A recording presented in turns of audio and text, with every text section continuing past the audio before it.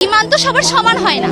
কান খুলে আর কি মুখটা খুলে ইয়া করতে হবে, কান খুলে মানে তখন হিজাব থাকবে না। বিভিন্ন উত্তেজনামূলক প্রশ্ন তাদেরকে করা হয়েছে। এটা আমাদের ফরজ ইবাদত, এটা মুসলিম কান্ট্রির সবাই জানে। হিজাব অবশ্যই একজন মুসলিম নারীর অধিকার, কেননা বাংলাদেশের আইনে কিন্তু এবং বাংলাদেশের আইন কেন ঢাকা বিশ্ববিদ্যালয়ের যে বিধি রয়েছে, এটাকে আমরা ঢাকা বিশ্ববিদ্যালয়ের বিধি বলি, সেখানে কোথাও কিন্তু উল্লেখ নেই যে কোনো মুসলিম ছাত্রীকে নিকাব খুলে এবং কান দেখিয়ে পরীক্ষা দিতে হবে। হ্যাঁ, এখানে পরীক্ষা কমিটির কিছু নিয়ম কানুন রয়েছে, যার কারণে শনাক্তকরণের সুবিধার্থে তারা হচ্ছে ভর্তি পরীক্ষাগুলোতে আমরা দেখি যে ওরা হিজাব খুলে শনাক্ত করে থাকে, নিকাব খোলার মাধ্যমে শনাক্ত করে থাকে। সেখানে আমরা বিশ্ববিদ্যালয় কর্তৃপক্ষকে এবং আমরা ভিসি স্যার বরাবর যে দাবি পেশ করছি, সেখানে আমরা কিছু অল্টারনেটিভ দিয়েছি। সেখানে আমরা উপস্থাপন করেছি যে এখন ডিজিটাল যুগে বিভিন্ন বায়োমেট্রিক পদ্ধতি রয়েছে, এসব পদ্ধতিতে একজন নারী শিক্ষার্থীকে শনাক্তকরণ সম্ভব। এছাড়াও যদি মানে এর মধ্যে যদি দেরি হয়, এটা করণে যদি বিশ্ববিদ্যালয় অপারগতা প্রকাশ করে, তাহলে একজন নারী টিচার দ্বারা, নারী শিক্ষিকা দ্বারা বা নারী কর্মচারী দ্বারা সে হচ্ছে পরীক্ষার পূর্বে আলাদা একটা নির্জন স্থানে পরীক্ষার্থীকে শনাক্ত করবে এবং সে তার মুসলিম অধিকার প্রতিষ্ঠা করে পরীক্ষা এবং বাকি সকল কার্যক্রম সম্পন্ন করতে পারবে। কেননা একজন মুসলিম নারীর, যেহেতু একটি মুসলিম কান্ট্রি, সেখানে একটি মুসলিম নারী তার ধর্মীয় বিধিনিষেধ মেনে পরীক্ষা দিতে পারবে। এটাই আমরা আমাদের হিজাবের অধিকার বলে গণ্য করছি। এটা আমাদের ফরজ ইবাদত, এটা মুসলিম কান্ট্রির সবাই জানে, মুসলিম আমরা সবাই জানি। এইখানে হস্তক্ষেপ করা কিন্তু কিচ্ছু নেই। তো এইটা আমাদের ফরজ ইবাদত, প্রত্যেকটা নারীর এটা অধিকার বা কর্তব্য বা দায়িত্ব বলতে পারেন। যেমন আমরা 5 ওয়াক্ত নামাজ পড়ি, ওটা ফরজ ইবাদত, এটাও আমাদের ফরজ ইবাদত। যেহেতু একজন মানুষকে নামাজে হস্তক্ষেপ করতে পারবে না, তাহলে আমাদের কেন আমাদের পর্দায় হস্তক্ষেপ করছে এরা? ইমান তো সবার সমান হয় না। বাংলা ডিপার্টমেন্ট তাদের নোটিশে যদি কোনো পরিবর্তন না নেয়, আশা করি আমরা আর যে বড় পদক্ষেপে যাব। কান খুলে আর কি মুখটা খুলে ইয়া করতে হবে, কান খুলে মানে তখন হিজাব থাকবে না। কে হিজাব পরবে, কে নিকাব পরবে, কে খোলা রাখবে, কে খোলা রাখবে না, এটা তার ব্যক্তি স্বাধীনতা, ব্যক্তিগত অধিকার। এই কথাটাই বোঝাতে যাচ্ছে। যেমন ম্যাক্সিমাম আপুরা এখানে নিকাব পরে এসেছে, আমি নিকাব পরিনি, তার মানে কি এই যে আমি তাকে সাপোর্ট করবো না? এটা আমার ব্যক্তি স্বাধীনতা, আমি পড়িনি, এটা আমার ইচ্ছে, আমি পড়িনি। কিন্তু সে তার ইচ্ছা নিকাব করতে চাচ্ছে, সেক্ষেত্রে বিশ্ববিদ্যালয় প্রশাসনের অসুবিধা হওয়ার কিছু নেই। কারণ একটাই, মানে বিশ্ববিদ্যালয়ের সমস্যাটা কোথায়? শনাক্তকরণে, যে আসলে কি শিক্ষার্থী আমাদের কিনা।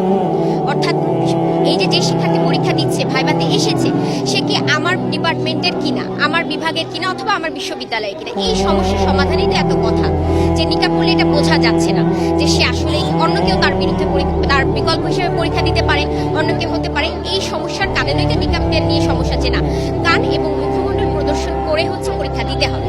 তাহলে এই যে কোনো একটা সমস্যার তো একটা সমাধান হতে পারে না, একাধিক সমাধান হতে পারে।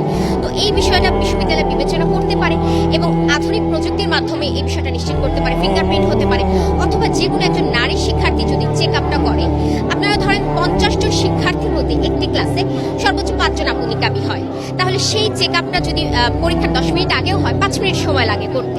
এটা খুবই সাধারণ একটা কাজ, খুব কঠিন কিছু না। আমরা এটুকুই বলতে চাচ্ছি যে বিশ্ববিদ্যালয় এই বিষয়টা বিবেচনায় আনুক এবং সমাধানের অন্যান্য বিকল্প যে পদ্ধতিগুলো আছে সেটা মেনে চলুক। ঢাকা বিশ্ববিদ্যালয় শুধু বাংলা ডিপার্টমেন্টই একটা ডিপার্টমেন্ট না, এখানে অনেকগুলো ডিপার্টমেন্ট আছে। ইভেন সায়েন্স ফ্যাকাল্টিতেও অনেক মেয়েরা হিজাব, পর্দা, নিকাব পরে ক্লাস করে, ল ডিপার্টমেন্টেও করতেছে, আইবিএতেও করতেছে। কিন্তু বাংলা ডিপার্টমেন্ট বারবারই এই সিস্টেমটা তুলতেছে, যেন তারা হিজাব বা নিকাব এই বিষয়টা তুলে দিতে চাচ্ছে। এটা হয়তো তাদেরই সমস্যা, তাদেরই ভাবনাগত সমস্যা। এটা হয়তো আমরা এটা বলতে পারবো না যে তারা কেন চাচ্ছে। বাংলা বিভাগ থেকেই শুরু হয়েছে, বাংলা বিভাগে লিখিত নোটিশ দিয়েছে।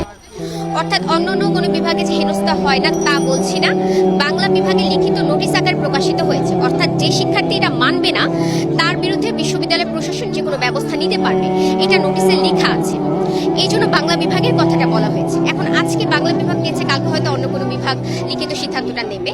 এই জন্য আমরা এখানে দাঁড়িয়েছি। বিশ্ববিদ্যালয়ে বিভিন্ন গ্রুপে লেখালেখিতে হয় সাধারণভাবে আমাদের কোনো কিছু চেঞ্জ আসলে। তো ওখানে বলা হয়েছিল যে ভাইভাতে হচ্ছে তাকে পরীক্ষা দিতে দেওয়া হয়নি, এরকম শুনেছিলাম, আমি সঠিক করে বলতে পারছি না।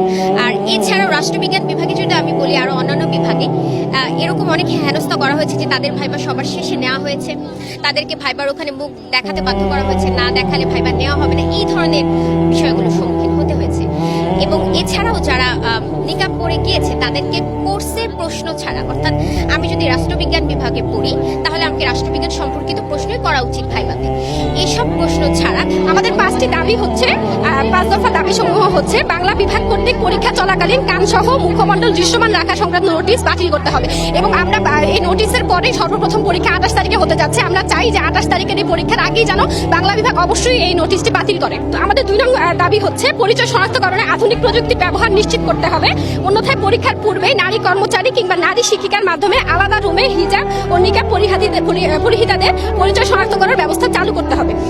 3, দ্রুততম সময়ে সকল অনুষদের সকল বিভাগে হিজাব নিকাব পরিধানকারী শিক্ষার্থীদেরকে হেনস্থাকরণ বন্ধে নোটিশ প্রদান করতে হবে। 4, বিভিন্ন সময়ে ক্লাসরুমে, ভাইবা বোর্ডে অথবা পরীক্ষার হলে নিকাব খুলতে বাধ্য করা অথবা কটূক্তির মাধ্যমে নারী শিক্ষার্থীদের শ্লীলতা হানি করার মতো ঘটনাগুলো তদন্তপূর্বক বিচারের ব্যবস্থা করতে হবে। 5, হিজাব বা নিকাব পরিধানে পূর্ণ স্বাধীনতা দিয়ে বিশ্ববিদ্যালয় বিধিতে ধারা যুক্ত করতে হবে এবং ইতোমধ্যে এই সংক্রান্ত ঘটনায় ঝরে পড়া শিক্ষার্থীদের পুনরায় ফিরিয়ে এনে অথবা ভিন্ন উপায়ে ক্ষতিপূরণের ব্যবস্থা করতে হবে। এ দাবি আমাদের সাধারণ নারী শিক্ষার্থীদের।